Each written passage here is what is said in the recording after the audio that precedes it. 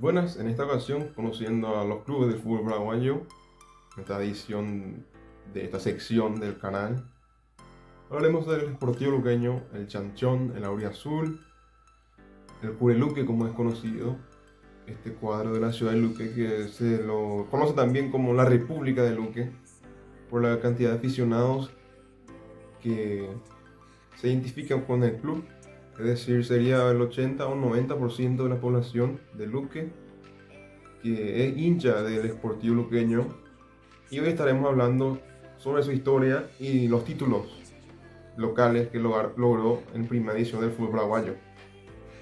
Bueno, el 1 de mayo de 1921 había sido fundado el Sportivo Luqueño con la fusión de tres clubes: Manta Atlético, El Vencedor y General Aquino, todos de Luque. Con esta fusión se dio la creación del Sportivo Luqueño, Club Sportivo Luqueño, que conocemos en la actualidad. Bueno, en los años 1951 y 1953, tengo que hacer una retracción. Luqueño ganó títulos locales. Había dicho en el video del Club Presidente Valle que había ganado antes que Luque un título. Me retracto porque justamente ahora estuve leyendo de nuevo y al volver a revisar los registros del fútbol paraguayo, veo que el Sportivo Luqueño ganó ya en 1951 un título y al siguiente año ganó Presidente Hayes.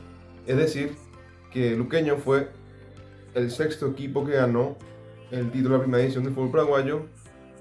Primero había hecho en su momento Guaraní, luego fue Olimpia, Libertad Nacional y Cerro Porteño con su creación. Ellos cinco habían sido campeones desde 1903 hasta la edición de 1950. Y luego el sexto fue Sportivo Luqueño.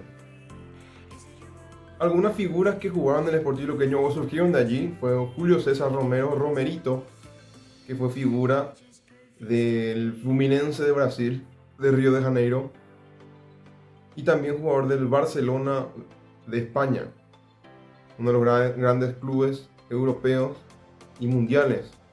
El cuadro blaugrana, que es su principal figura y es la principal figura del fútbol, es Lionel Andrés Messi Cucitini, el argentino, que ya sabemos que es el mejor jugador de la historia, al cual le pudimos ver en todo su esplendor en la actualidad, desde 2005 en adelante.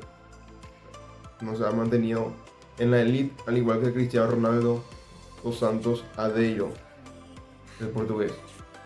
Otro jugador que surgió del Sportivo Luqueño, aunque muchos no lo saben, es José Luis Chilaver, al igual que su hermano Rolando Chilaver.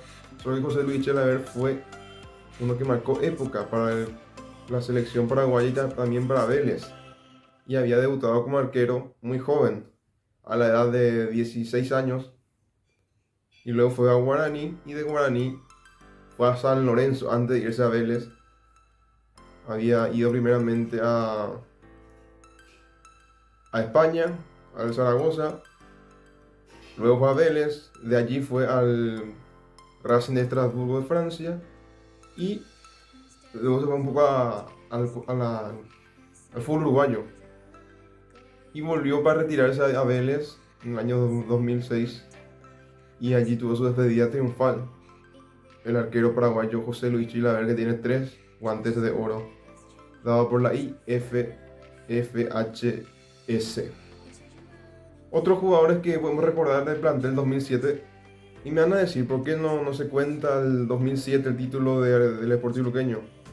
Por el simple hecho que se jugaban 2 torneos. Habían campeones, sería como la primera etapa de la apertura y la segunda etapa de la clausura, pero se jugaba un absoluto, que es el cual se computa al fin y al cabo, y por eso Luqueño es el único equipo fuera de Asunción que tiene títulos oficiales de primera edición del fútbol paraguayo. Esto lo hago la excepción porque justamente el 12 de octubre Itagua había ganado un torneo en el 2002. Tengo que verlo luego porque no me acuerdo si era clausura o apertura 2002. Y en el absoluto termina perdiendo ante Libertad. Pero nadie le quita lo bailado al 12, que fue subcampeón absoluto y campeón de un torneo que se jugó en ese año. superando a Olimpia, Libertad y a Guaraní en aquel cuadrangular final que se jugó en aquel torneo en el que el 12 se proclama campeón. Esos jugadores que jugaron en 2007 hay que recordarlos. Podemos decir que algunos que marcaron su inicio de su carrera deportiva de manera exitosa: Maximiliano Biancucci, el argentino, primo de Lionel Andrés Messi. Otro jugador muy destacado que también jugó en el luqueño en aquel año fue César Cáceres Cañete, un mítico del fútbol paraguayo que jugó en Guaraní, jugó en Nacional, 3 de febrero, Capiatá, entre otros. Otro jugador que jugó también allí fue Julio Aguilar. Lo mismo podemos decir de Julio Ortellado, Néstor Guancho Payala, que también jugó en la selección paraguaya. Ella metió un gol a Ecuador justamente en la remera de Ecuador. Otro jugador que allí comenzó su carrera deportiva y luego fue al Perú fue Mario Villasanti, que tenía un peculiar número, que era el número 3, y algunos dibujos muy característicos para la época para Mario Villasanti. Otro jugador que era titular en ese equipo era Jorge Núñez. Podemos hablar de Juan Avente, Juan Cardoso, que de nuevo jugó en Cerro Porteño, si lo recuerdan. Adriano Duarte, que después no sé dónde fue, desapareció del fútbol, no sé.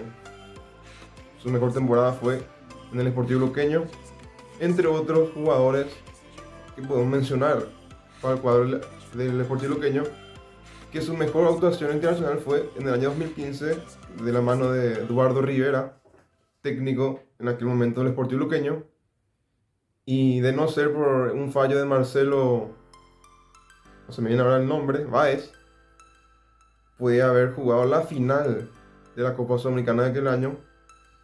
Había sido eliminado por Santa Fe, pero Marcelo Báez, en caso de haber metido allí en el Campín un gol ante el Independiente de Santa Fe, perdón, de Colombia, que fue campeón al fin y al cabo, hubiera jugado la final contra Huracán y capaz hubiera traído la segunda Copa a Paraguay. Es decir, Olimpia sabemos que tiene las 3 Libertadores, la Recopa, la Supercopa, la Interamericana, la Intercontinental, entre otros títulos, pero iba a ser el segundo equipo paraguayo con un título internacional de haber metido ese gol.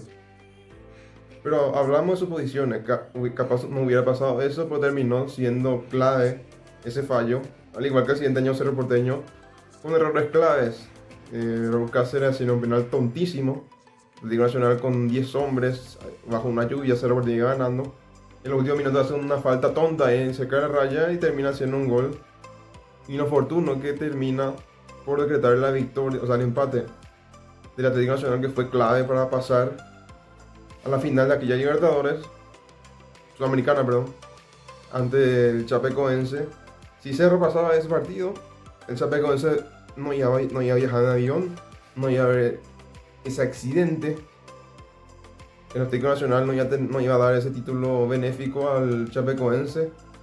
Y capaz nos contábamos esa historia, que es triste la del Chapecoense. Y dentro de todo, el fútbol paraguayo podía haber tenido 2 títulos más internacionales de la mano primeramente del Sportivo Luqueño y el siguiente año el Cerro Porteño. Pero no podemos hablar de suposiciones. Tal cosa no pasó y así lo quiso el destino. Pero de mi parte esto es todo por este vídeo. Pero seguiremos hablando de clubes del fútbol paraguayo para seguir conociéndolos a nivel histórico y así dar a conocer nuestro fútbol a través de este vídeo. Chao, chao.